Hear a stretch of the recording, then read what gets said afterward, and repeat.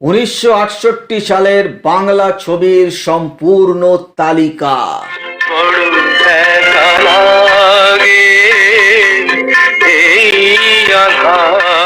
এই ভিডিওতে আমরা জানবো সাল 1968 সালে মোট কটি বাংলা ছবি মুক্তি পেয়েছিল এবং সেই সব ছবির বক্স অফিস কিরকম ছিল। এটি একটি অনুরোধের ভিডিও। ভিডিওটি আনার জন্য অনুরোধ করেছিলেন নয়ন সাহা। তো তার অনুরোধের ভিডিওটি এবং তার সঙ্গে অবশ্যই অসংখ্য বাংলা সিনেমার ভক্তদের জন্য ভিডিওটি। তার আগে এখনো যদি আপনি চ্যানেলটিকে সাবস্ক্রাইব না করে থাকেন, এই ধরনের ইনফরমেশন দেখতে গেলে অবশ্যই চ্যানেলটিকে সাবস্ক্রাইব করে নিজের সঙ্গে রেখে দিন। তো চলুন আমরা দেরি না করে 1968 সালের উপর ভিডিওটা শুরু করে ফেলি।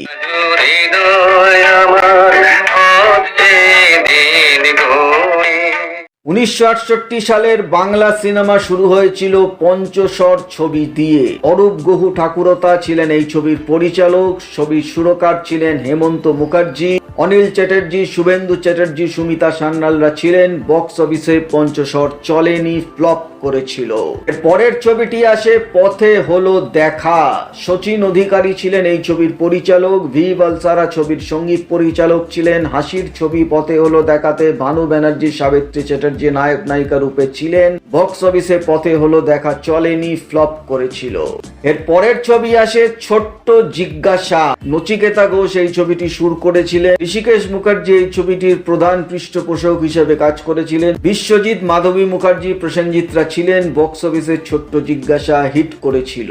এর পরের ছবি মুক্তি পায় চারণ কবি মুকুন্দ দাস। নির্মল চৌধুরী এই ছবিটি পরিচালনা করেছিলেন। পবিত্র চট্টোপাধ্যায় সুর দিয়েছিলেন। সবিতাব্রত দত্ত, তৃপ্তি মিত্ররা ছিলেন। বক্স অফিসে চারণ কবি মুকুন্দ দাস হিট করেছিল। এর পরের ছবিটি আসে হংস মিথুন। পার্থ প্রতিম চৌধুরী এই ছবিটির পরিচালনা করেছিলেন। হেমন্ত মুখার্জি ছবিটির সুরকার ছিলেন। শুভেন্দু চ্যাটার্জি, অপর্ণা সেন নায়ক নায়িকা ছিলেন। বক্স অফিসে হংস মিথুন হিট করেছিল। আজ কৃষ্ণ চূড়ার আবির নিয়ে আকাশ খেলে হোলি। এর পরের রিলিজ পরিশোধ।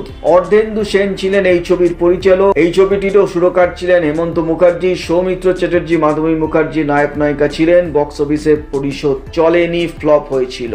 এর পরের ছবিটি আসে রক্তে রেখা। উমাপ্রসাদ মিত্র ছিলেন এই ছবির পরিচালক। নচিকেতা ঘোষ ছবির সুরকার ছিলেন। শুভেন্দু চ্যাটার্জি, বিজয় চৌধুরী নায়ক নায়িকা ছিলেন। বক্স অফিসে ছবিটি চলেনি, ফ্লপ করেছিল। এর পরের ছবিটি মুক্তি পায় আদ্যা শক্তি মহামায়া। পূর্ণেন্দু রায় চৌধুরী ছিলেন এই ছবির পরিচালক। সন্তোষ মুখোপাধ্যায় ছবির সুরকার ছিলেন। গুরুদাস বন্দ্যোপাধ্যায়, অসিত বরণ, লিলি চক্রবর্তীরা ছিলেন। বক্স অফিসে আদ্যা শক্তি মহামায়া অ্যাবাভ অ্যাভারেজ ব্যবসা করেছিল। এর পরের ছবিটি আসে বাঘিনী। বিজয় বসু ছিলেন এই ছবির পরিচালক। হেমন্ত মুখার্জি সুরকার ছিলেন। সৌমিত্র চ্যাটার্জি, সন্ধ্যা রায় নায়ক নায়িকা ছিলেন। বক্স অফিসে বাঘিনী হিট করেছিল।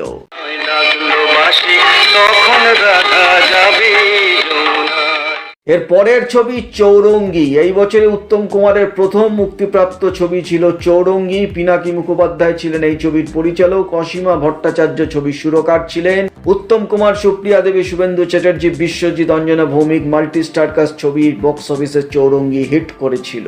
এর পরের ছবিটি আসে 3 অধ্যায়। মঙ্গল চক্রবর্তী ছিলেন এই ছবির পরিচালক। গোপেন মল্লিক ছবির সুর দিয়েছিলেন। উত্তম কুমার, সুপ্রিয়া দেবী, সন্ধ্যা রায়রা ছিলেন। বক্স অফিসে 3 অধ্যায় হিট করেছিল।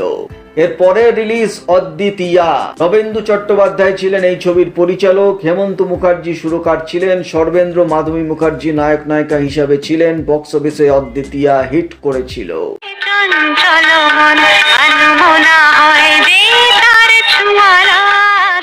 পরের ছবিটি মুক্তি পায় বালুচুরি। অজিত গঙ্গোপাধ্যায় ছিলেন এই ছবির পরিচালক। রাজেন সরকার ছিলেন এই ছবির সুরকার। অনিল চ্যাটার্জি, সাবিত্রী চ্যাটার্জি নায়ক নায়িকা ছিলেন। ছবিটি বক্স অফিসে হিট করেছিল।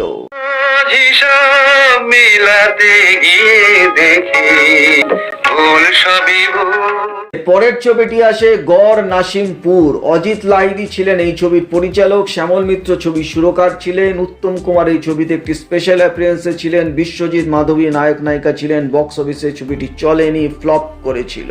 এর পরের ছবি মুক্তি পায় বৌদি। দিলীপ বসু ছিলেন এই ছবির পরিচালক, রবীন চট্টোপাধ্যায় ছবির সুরকার ছিলেন, অনিল চ্যাটার্জি, লিলি চক্রবর্তী নায়ক নায়িকা ছিলেন। বক্স অফিসে বৌদি অ্যাবভ অ্যাভারেজ গিয়েছিল।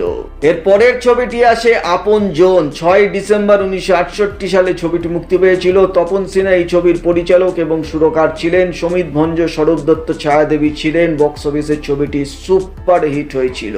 এর পরের ছবিটি আসে জীবন সঙ্গীত। একই সপ্তাহে 6 ডিসেম্বর ছবিটি মুক্তি পেয়েছিল। অরবিন্দ মুখোপাধ্যায় এই ছবিটি পরিচালনা করেছিলেন। হেমন্ত মুখোপাধ্যায় সুর দিয়েছিলেন। অনিল চ্যাটার্জি, সন্ধ্যা রায় নায়ক নায়িকা ছিলেন। বক্স অফিসে জীবন সঙ্গীত চলেনি, ফ্লপ করেছিল এবং এই বছরের শেষ মুক্তিপ্রাপ্ত ছবি কখনো মেঘ। অগ্রদূত ছিলেন এই ছবির পরিচালক। সুদিন দাশগুপ্ত সুরকার ছিলেন। উত্তম কুমার, অঞ্জনা ভৌমিক অভিনীত এই ছবিটি বক্স অফিসে অ্যাভারেজ ব্যবসা করেছিল। হারিয়ে যেতে যেতে অজানা সঙ্গীতে ছাড়িয়ে গেছি সেই তো এই বছরে মোট মাত্র 18টি বাংলা ছবি মুক্তি পেয়েছিল। তার প্রধান কারণ ছিল মার্চ মাস থেকে অগাস্ট মাস অবধি পুরো 6 মাস সিনেমা হল ধর্মঘট হয়েছিল। পরিবেশক এবং সিনেমা হল মালিকের মধ্যে অসন্তোষের কারণে 6 মাস কোনো বাংলা ছবি মুক্তি পায়নি। এবং এই বছরে উত্তম কুমার মোট 4খানি ছবি মুক্তি দিয়েছিলেন। তার মধ্যে 2টি ছবি হিট হয়েছিল, একটি ছবি অ্যাভারেজ গিয়েছিল এবং একটি ছবি ফ্লপ করেছিল। তো 65% সাকসেস রেশিও উত্তম কুমার ছিল। সৌমিত্র চ্যাটার্জি এই বছরে 2টি ছবি দিয়েছিলেন। তার মধ্যে একটি ছবি হিট করেছিল, একটি ছবি ফ্লপ হয়েছিল। তো 50% সাকসেস রেশিও ছিল। বিশ্বজিতের এই বছরে 3টি ছবি রিলিজ করেছিল।